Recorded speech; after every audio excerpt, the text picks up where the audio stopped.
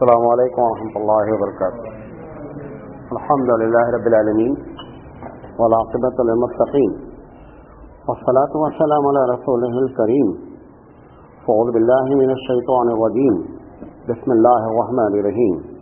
ولا تقولوا لمن يقتل في سبيل الله اموات بل احیاء ولکن لا تشعرون. صدق اللہ العظیم. محترم حضرات، ہم واقع کربلا اور اس کا پس منظر پر بات کر رہے ہیں. آج اس کا پارٹ نمبر 3 پیش کیا جاتا ہے. کیونکہ بات اس لیے لمبی ہو رہی ہے یہ کہ جس بنیاد پر واقع کربلا پیش آیا وہ صرف ایک ہے. وہ کیا ہے کہ خلافت کا مستحق کون ہے. تو یہ کہانی کہاں سے شروع ہوئی ہے وہ بات آپ کو بتا رہا ہوں. تو کل تک میں نے آپ کو یہ بات بتائی تھی کہ اللہ کے رسول صلی اللہ علیہ وسلم نے اپنی جب اطلاع دی تو اس بات کا آپ اندازہ بھی کرنا چاہتے تھے کہ ہماری وفات کے بعد معاملہ کس طرف جائے گا. اب نبی کریم صلی اللہ علیہ وسلم کی وفات کو 4 دن باقی ہیں. کتنے دن باقی ہیں؟ 4 دن. یہ ذرا کھڑکی کھولیں ادھر والے. 4 دن باقی ہیں. یہ واقعہ ہے جمعرات کا یا جمعہ کا. نبی کریم صلی اللہ علیہ وسلم نے حضرت اسامہ کو بلایا جو زید کے صاحبزادے ہیں، اسامہ بن زید. اور اسامہ بن زید سے کہا کہ تمہارے والد کو جو شہید کیا گیا اور ان لوگوں نے بڑی بے دردی سے کام لیا، لہذا ایک لشکر تیار کرو اور اپنے والد کا بدلہ لو. جب اسامہ رضی اللہ تعالیٰ عنہ کو بلایا تو ان کی عمر بہت کم تھی. بلانے کے بعد اس میں سب لوگوں کو شامل کیا. کیا کہتے ہیں، حضرت عمر، حضرت ابو بکر، حضرت علی اور حضرت عباس. بقیہ نیچے تو تمام لوگ شامل ہی تھے. یہ چاروں لوگ بھی شامل تھے. علامہ سید سلیمان ندوی رحمۃ اللہ علیہ کی تحقیق یہ ہے کہ ابو بکر اور عمر اس میں شامل نہیں تھے اس لشکر میں. لیکن یہ بات صحیح ہے کہ روایتوں میں ان کا بھی ذکر آتا ہے. اور اسامہ سے کہا کہ فوراً مدینے سے کوچ کرو اور ان لوگوں کو ساتھ لے کر کے جاؤ. کیونکہ یہ 4تھا دن تھا. بہت غور سے سنیے گا باتوں کو. 4تھا دن تھا، لہذا اب تیاری کرتے کرتے لشکر کے حضور صلی اللہ علیہ وسلم کی بیماری کی اطلاع آ گئی. ابھی یہ لوگ مدینے نہیں تھے. کتاب نبی کی طبیعت خراب زیادہ ہو رہی ہے. تو ان لوگوں نے ارادہ یہ کیا کہ تھوڑا ڈیلے کیا جائے، لشکر کو ڈیلے کیا جائے. بہرحال نبی کریم صلی اللہ علیہ وسلم نے اس کے باوجود بھی حضرت اسامہ سے کہا کہ نہیں، آپ جائیں اور آپ کے لیے دعا فرمائی کہ آپ جائیں، اللہ آپ کو کامیاب کرے. اسامہ رضی اللہ تعالی عنہ مدینے سے نکلے. ابھی مدینہ کا بارڈر ہی کراس کیے تھے کہ اللہ کے رسول کے بارے میں اطلاع آ گئی کہ طبیعت بہت زیادہ خراب ہو گئی ہے. جب یہ اطلاع آئی تو حضرت علی اور حضرت عباس تو حضور کے چچا ہیں اور علی جو ہے وہ داماد بھی ہیں اور چچا داد بھائی بھی ہیں. حضرت علی اور حضرت عباس نے کہا کہ میں جاتا ہوں اور دیکھتا ہوں طبیعت کا کیا معاملہ ہے. جب یہاں آئے تو پتہ چلا کہ اب چھوڑنے والی نہیں پوزیشن ہے، لہذا یہ دونوں تیمارداری میں رک گئے. جب یہ دونوں رک گئے تو حضرت ابو بکر عمر کو تشویش ہوئی کہ اس کا مطلب معاملہ زیادہ سنگین ہو گیا ہے. لہذا حضرت ابو بکر عمر نے اسامہ سے کہا کہ اسامہ ایسا ہے کہ آپ ہم کو بھی اجازت دیں اور ہم لوگ بھی نبی کریم صلی اللہ علیہ وسلم کی بیماری میں پہنچنا چاہتے ہیں. انہوں نے کہا آپ جائیے. اب حضرت اسامہ کی ہمت نہیں ہو رہی ہے کہ سفر کو آگے کیا جائے. لشکر کو وہیں روک دیا. اگر حضرت ابو بکر اور عمر نہیں گئے تھے تب تو اجازت کی ضرورت ہی نہیں تھی. اگر یہ مان لیا جاتا ہے گئے تھے تو یہ وہ اجازت لے کر واپس آ گئے. یہ اتنی بات ہے. یہ بات آپ کے سامنے میں کیوں ذکر کر رہا ہوں؟ شیعوں نے کیا کیا اس واقعے کو؟ انہوں نے کہا کہ حضور کو علی کو بنانا تھا کیا خلیفہ، لہذا عمر کو اور ابو بکر کو مدینے سے آؤٹ کرنے کی ایک فکر کی کہ اگر یہ رہیں گے تو علی کی خلافت ممکن نہیں ہے. لہذا ایسا کرو، ابو بکر اور عمر کو اسامہ کے لشکر کے ساتھ روانہ کر دو تاکہ یہاں پر جب اگر ہماری وفات ہو جائے تو لوگ مجبوراً حضرت علی ہی کو چن لیں گے, کوئی دوسرا ان کے پاس آپشن نہیں ہوگا. یہ انہوں نے کہانی بنائی ساری کی ساری. اب جب یہ ابوبکر اور عمر واپس آ گئے تو انہوں نے دوسرا الزام رکھا کہ صاحب یہ حضور کی نافرمانی کی, اور حضور نے کہا تھا لشکر ہر حال میں روانہ ہو, لیکن یہ لوگ جان بوجھ کر کے واپس آ گئے کہ کہیں ایسا نہ ہو کہ حضور کی وفات ہو جائے اور علی کو لوگ خلیفہ بنا لیں. یہ ساری کہانی اپنے من سے بغیر کسی تاریخی حوالے سے. تاریخ اسلام کر کے ایک شیعہ کی کتاب ہے تاریخ پر, کاظمی کر کے اس کا مصنف ہے. کتابیں بہت پڑھی تھی زندگی میں, لیکن اتنی جھوٹی نہیں پڑھی تھی. بہت سی کتابیں پڑھی تاریخ پر, اللہ جو بھی توفیق دیتا پڑھتے ہی رہتے ہیں, لیکن اتنی جھوٹ کتاب زندگی میں نہیں پڑھی تھی. سراپا جھوٹ کا پلندہ ہے پورا کا پورا, جو دل چاہا لکھا ہے, اور جہاں پر اپنے دل سے لکھا ایک حوالہ نہیں دیتا ہے, جہاں ذرا سے لنک مل جاتا ہے حوالہ دیتا ہے اور حوالے کو توڑ دیتا ہے. بہرحال یہ حضرت علی رضی اللہ تعالیٰ عنہ اور حضرت ابو بکر اور عمر, بہرحال نبی کی طبیعت اب خراب ہوتی گئی, تو اس میں شیعوں نے یہ بات بیچ میں ڈال دی کہ اس لیے یہ لشکر روانہ کیا جا رہا تھا.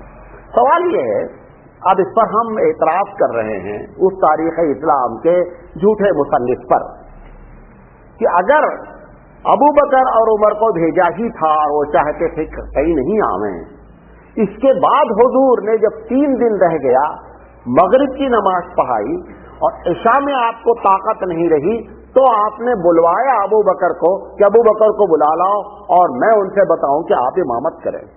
جب سوال یہ کہ ان کو وہ بھیج چکے تھے تو ان کو بلانے کی کیا ضرورت تھی؟ اور یہ ان کی کتابوں میں بھی لکھا ہے کہ عشاء کے ٹائم میں اللہ کے رسول صلی اللہ علیہ وسلم نہیں جا سکے اور طبیعت خراب ہو گئی مغرب کے بعد. یہ آخری نماز آپ صلی اللہ علیہ وسلم نے پڑھائی, سورہ مرسلات پڑھائی, یہاں تک ذکر ہے. لمبی آپ نے نماز پڑھائی مغرب میں, اور پڑھانے کے بعد اس کے بعد جب آئے تو آپ کی طبیعت نحال ہو گئی, اور آپ نے فرمایا کہ اب میں مسجد جانے کی پوزیشن میں نہیں ہوں, لہذا ابو بکر کو بلاؤ اور نماز پڑھائیں. تو سوال یہ ہے کہ اگر ابو بکر جا چکے تھے, ان کو آؤٹ کیا جا چکا تھا, تو ان کا نام لینے کی ضرورت کیا ہے؟ لہذا یہ ایک سراپا کہانی ہے. ایک بات. اچھا, سوال یہ اٹھتا ہے اس میں ایک اور میرے ذہن میں کہ حضرت محمد صلی اللہ علیہ وسلم کو آخر اتنا خوف کھانے کی کیا ضرورت ہے؟ بھائی ڈائریکٹ حضرت علی سے کہہ دیں کہ علی چھوڑو تم خلیفہ ہو, ختم ہو گئی بات. کوئی عمر کے یا ابو بکر کے غلام تو ہیں نہیں نبی کریم صلی اللہ علیہ وسلم, کیا ان سے ڈرتے ہیں؟ اور اسلامک حکومت اتنی اسٹیبلش ہو چکی ہے کہ ایسے 10-20 لوگ بھی مخالفت کر دے تو نبی کی صحت کو کوئی فرق نہیں پڑتا. آپ نے تو اس وقت سرنڈر نہیں ہوئے جب حالات بہت خراب تھے, جب حضور صلی اللہ علیہ وسلم کے سامنے فاطمہ جو ایک قبیلے کی سردار کی لڑکی تھی, اس کے ہاتھ کاٹنے کا معاملہ آیا, اور صحابہ نے دونوں طرف سے یہ بات رکھی کہ قبیلے کی لڑکی ہے اور ابھی ہمارے حالات ہے. اس وقت آپ نے کہا کہ اگر میری بیٹی بھی ہوتی تو میں ہاتھ کاٹ دیتا, میں اللہ کے فرمان کے آگے سب کو نیچا دیکھتا ہوں. تو اگر اللہ کے فرمان کی بات ہے تو اس طریقے سے خوف کھانے اور ڈرنے کی کوئی ضرورت نہیں ہے کہ عمر ناراض ہو جائیں گے, ابو بکر, حضرت عمر اور ابو بکر جیسے سینکڑوں لوگ ناراض ہوا کریں. اللہ کے رسول پر کی صحت پر کیا فرق پڑتا ہے؟ اللہ اگر راضی ہے سب ناراض ہوتے جائیں. پھر اسی نبی نے ہماری تربیت فرمائی کہ لا طاعۃ لمخلوق فی معصیۃ الخالق, کہ اللہ کی نافرمانی نہیں کی جائے گی بندے کو خوش کرنے کے لیے, اللہ کی فرما برداری کی جائے گی. تو عمر اور ابو بکر سے نہ ان کو خوف تھا اور نہ ان کی ناراضگی اللہ کی فرما برداری کے اوپر تھی. اللہ کے رسول صلی اللہ علیہ وسلم پر یہ سراسر الزام ہے کہ انہوں نے جان بوجھ کر ان کو آؤٹ کر دیا تاکہ آ کر کے علی کا معاملہ حل ہو جائے. بات سمجھے؟ یہاں سے معاملہ بھی اٹھا. اب اس کے بعد ابھی چوتھا ہی دن, یہ 5ویں دن کی بات ہے یا چوتھے دن کی بات ہے, اس عیدے کے درمیان میں ایک واقعہ اور پیش آ گیا. وہ واقعہ کیا تھا؟ اللہ کے رسول جب بیمار ہوئے, عشاء کی نماز پڑھ کر فجر کا وقت جب دوسرے دن آیا, سنیچر کی رات صبح رہی ہوگی یا جمعہ کی صبح, اللہ کے رسول صلی اللہ علیہ وسلم نے صحابہ بیٹھے تھے, حضرت علی بھی بیٹھے تھے, حضرت عمر بھی بیٹھے تھے.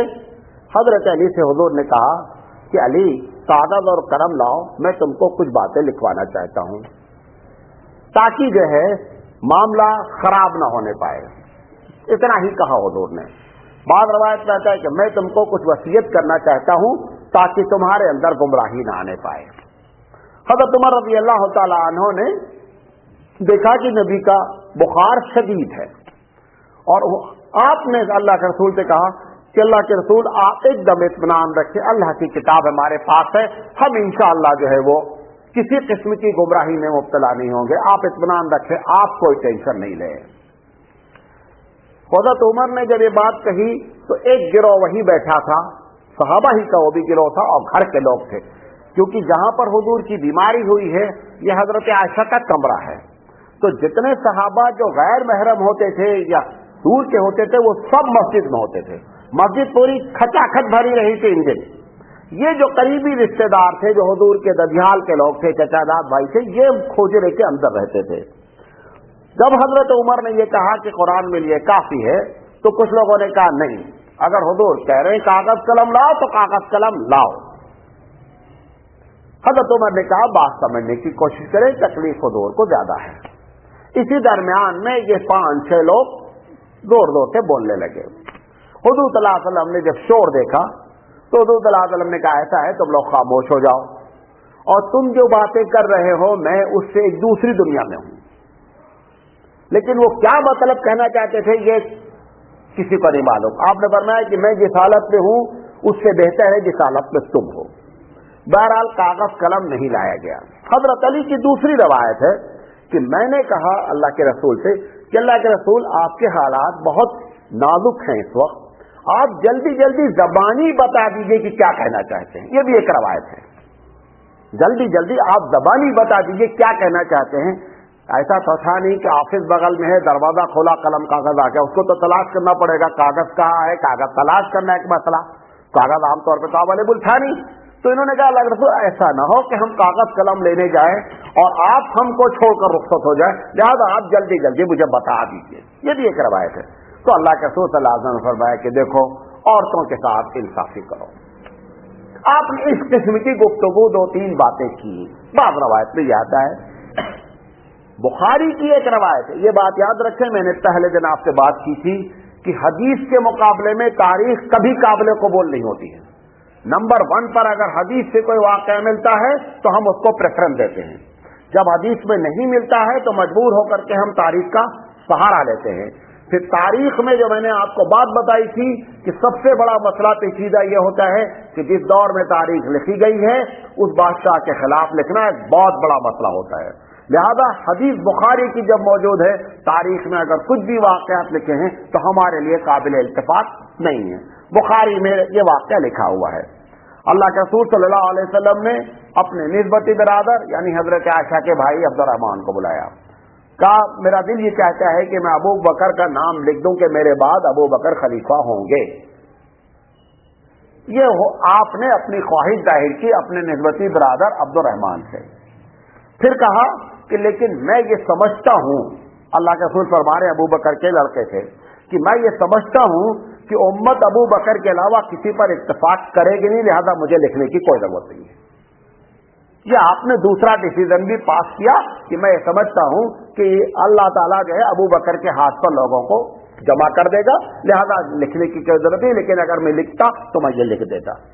اب یہ روایت موجود ہے بخاری کی, کوئی حضرت علی کا ذکر نہیں ہے. اب شیعوں نے اس روایت کو اتنا بڑا پوری کتاب لکھ ڈالی اسی ایک واقعے پر. کتاب وہ کاغذ قلم منگایا اس لیے جا رہا تھا کہ علی کا نام حضور لکھنا چاہتے تھے, عمر نے لکھنے نہیں دیا. پھر سوال اٹھتا ہے کہ عمر کے تابع ہیں حضور. اگر حضرت عمر, یہ بات صحیح روایت میں بخاری مسلم میں ہے کہ حضرت عمر نے کہی یہ بات کہ قرآن ہمارے لیے کافی ہے, اللہ کے رسول آپ پریشان نہیں ہوں, ہم انشاءاللہ گمراہ نہیں ہوں گے. یہ بات حضرت عمر نے 100% کہی ہے. اگر نبی کا مقصد یہی تھا یعنی صاحب خلافت علی کو لکھی دی جائے تو اس کے بعد بھی آپ کہہ سکتے تھے. اور اسی حدیث کے آگے لکھا ہے کہ جب زیادہ باتیں ہونے لگی تو صحابہ نے کہا ٹھیک ہے، اختلاف کرنے کی کیا ضرورت ہے، چلو دوبارہ پوچھنے کے رسول لانا ہی لانا ہے، کیا کاغذ قلم، تو پھر جا کے لے ہی آتے ہیں۔ جب یہ دوبارہ پوچھنے صحابہ پہنچے تب حضور نے فرمایا کہ میں جس حالت میں ہوں اس سے بہتر ہو جس حالت میں تم ہو، یعنی اب ہم کو ضرورت نہیں ہے۔ اس کے بعد آپ 6.5 دن تک اس دنیا میں حیات رہے، خطبہ دیا، بہت سی باتیں کی، آخر دنوں میں آپ نے زبردست باتیں کی، ایک ایک بات جو اپنی امت کو بتانی تھی، جو یاد آتی جاتی تھی بولتے رہتے تھے اور صحابہ ریکارڈ کرتے رہتے تھے، کیونکہ یہ بات تقریباً ڈکلیئر ہو چکی تھی کہ اللہ کے رسول کا آخری وقت ہے، کسی وقت بھی کچھ ہو سکتا ہے، لہٰذا جتنی باتیں آپ کہہ رہے ہیں وہ ریکارڈ کر لی جائیں۔ اللہ کے رسول صلی اللہ علیہ وسلم 3.5 دن اس کے بعد حیات رہے، اس کے بعد بھی آپ بلا کر کے حضرت علی کا نام لکھوا سکتے تھے۔ عمر چلے گئے تھے، اگر عمر کا اتنا خوف ہی تھا خدا نہ خواستہ تو عمر جا چکے تھے، لکھوایا جا سکتا تھا اور بعد میں وہ تحریر پیش کی گئی۔ ایک مرتبہ حضرت علی سے حضرت خلافت کی، جب حضرت علی خلیفہ بن گئے تو حضرت علی سے لوگوں نے پوچھا کہ حضرت علی صحیح بتاؤ کہ اللہ کے رسول نے آپ کو کچھ خاص باتیں بتائی ہیں جو دوسرے صحابہ کو نہیں بتائیں؟ انہوں نے کہا سراپا جھوٹ ہے، کوئی ایسی بات نہیں اللہ کے رسول نے جو ہم سے چھپا رکھی ہو لوگوں سے اور مجھ کو بتائی ہو، یہ باتیں جتنی ہیں سب بکواس ہیں، اللہ کے رسول کھلی کتاب سے سب کے لیے۔ بہرحال یہ معاملہ جو کاغذ اور قلم کا تھا اس میں بھی معاملہ اٹھا خلافت کا، بات صرف حضرت حسین کی پوری شہادت ڈپینڈ کرتی ہے خلافت پر، وہ یہاں سے معاملہ چل رہا ہے۔ اچھا، اب اس کے بعد مغرب کا وقت آیا،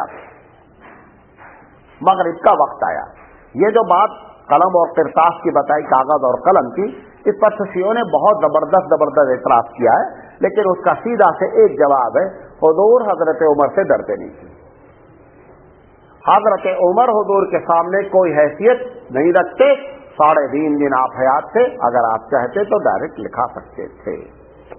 اب مغرب کا وقت ہوا، اب حضور کی زندگی کے صرف 3 دن باقی ہیں۔ مغرب کی نماز آپ نے پڑھائی، پڑھانے کے بعد آپ صلی اللہ علیہ وسلم نے عشاء کے لیے ابو بکر کو کہا بلا لاؤ۔ حضرت عائشہ موجود تھی، ایک روایت میں عائشہ نے پوچھا کہ ابو کو کیوں بلا رہے ہیں آپ؟ کہا نہیں، تمہارے ابو کو بتانا ہے کہ اب نماز پڑھائے، وہ میں نماز نہیں پڑھانے کی پوزیشن میں نہیں ہوں۔ حضرت عائشہ نے کہا کہ میرے ابو کو آپ بے مطلب بلا رہے ہیں، عمر کو بلاؤ نا، نماز پڑھانے کے لیے عمر کو بلاؤ۔ حضرت عائشہ نے جب یہ بات کہی تو حضور نے کہا کہ میں تم سے یہ کہہ رہا ہوں کہ ابو بکر کو بلواؤ۔ حضرت عائشہ نے کہا میں آپ سے ریکویسٹ کرتی ہوں کہ آپ میرے ابو کو بے مطلب بلا رہے ہیں، وہ بہت زیادہ رقیق القلب ہیں، جب آپ کی جگہ وہ امامت کے لیے کھڑے ہوں گے نا تو برداشت نہیں کر پائیں گے، رونے لگیں گے، زیادہ عمر کو بلاؤ۔ حضور نے فرمایا تم سے کیا کہہ رہا ہوں میں تم سے کہہ رہا ہوں ابو بکر کو بلاؤ۔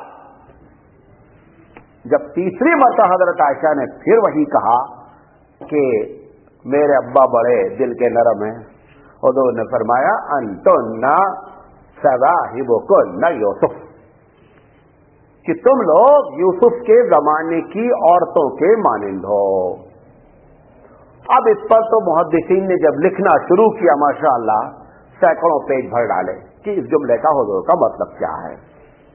امام غزالی نے جو بات لکھی وہ نقل کرتے تھے، مختصر اور اچھی لکھی۔ یہ یوسف کی جو عورتوں کا معاملہ ہے، جب زلیخا پر الزام لگا کہ زلیخا جو ہے وہ یوسف کو چاہتی ہے، تو محلے میں اس زلیخا کے خلاف بات لوگ کرنے لگے کہ بڑی بےہودہ عورت ہے، اپنے گھر میں ایک غلام کو بادشاہ رانی ہو کر کے غلام کے ساتھ جو ہے محبت کرتی، بڑی حیرت کی بات ہے۔ تو زلیخا نے طے کیا کہ بیٹا ٹھیک ہے، تم کو دعوت دیتے اور معلوم ہوگا یوسف کیسا ہے کہ سبھی لوگ چاہیں گے۔ اس نے ایک دعوت کی، کس نے؟ زلیخا نے دعوت کی، تو بہترین کھانا لگایا گیا، فروٹ یہ وہ جو زمانے کے ہائی حقیقی بات ہے، رانی کی دعوت ہے۔ یوسف علیہ السلام بیچارے غلام تھے، جب وہ ایک دم تیار ہو گئی کھانے کے لیے تو یوسف کو کسی کام کے لیے بلا لیا اس نے، زلیخا نے پکارا۔ جب یوسف کو دیکھا ان عورتوں نے تو یہ حواس باختہ ہو گئی because he is so handsome. وہ پھل کاٹتے کاٹتے ایک بڑا حصہ عورتوں کا اپنا ہاتھ بھی کاٹ ڈالی. تو اس نے کہا کہ یہی کہہ رہے تھے نا, دیکھو یہ حالت ہے, میں اگر محبت میں پھنسی, تمہیں تو اتنے لوگ ایک بھی نہیں اپنا ہاتھ کاٹ بیٹھے, میں اگر پھنسی تو کیا پھنسی. تو ان لوگوں کی جو کیفیت تھی, جو پہلی کہ زلیخا پر الزام لگا رہی تھی, اور دل میں ان کے یہ تھا کہ یوسف کو دیکھا جائے کیسا ہے جو زلیخا جیسی چکر میں لگی ہے, وہ الزام لگا کر کے اپنی دعوت کروا کر کے سارا معاملہ کیا. یہی بات حضور نے حضرت عائشہ سے کہہ دیا کہ تمہارے دل میں دوسری بات ہے, زبان سے دوسرا کہہ رہی ہو. اب حضرت عائشہ نے بعد میں, حضور کے سامنے نہیں, بعد میں قبول کر لیا وہ دل میں کیا تھا. جب حضور کی وفات ہو گئی انہوں نے قبول کر لیا. جب لوگوں نے کہا کہ آپ کو ایسی سی بات ہوئی, کیا آپ کے دل میں تھا جو حضور نے یہ جملہ پاس کر دیا آپ کے بارے میں, انہوں نے کہا ہمارے دل میں یہ تھا کہ ہمارے بابا نماز پڑھائے, حضور کی وفات ہو گئی, لوگ بولیں گے کہ ابو بکر بڑا منحوس ہے, انہیں کھڑا ہوا اور حضور وفات کر گئے, میرے بابا کے اوپر کہیں کوئی الزام لگنا, اس لیے میں یہ بول رہی تھی. یہ انہوں نے بعد میں خود ایکسپٹ کر لیا, کسی کے تشریح کی ضرورت ہی نہیں رہی. دل میں انہوں نے جو تھا وہ بتا دیا کہ میں یہ نہیں چاہتی تھی کہ میرے باپ کے اوپر الزام لگے کہ منحوس آدمی ہیں. زندگی رہی تو کل آگے بات ہوگی. وآخر دعوانا ان الحمدللہ رب العالمین.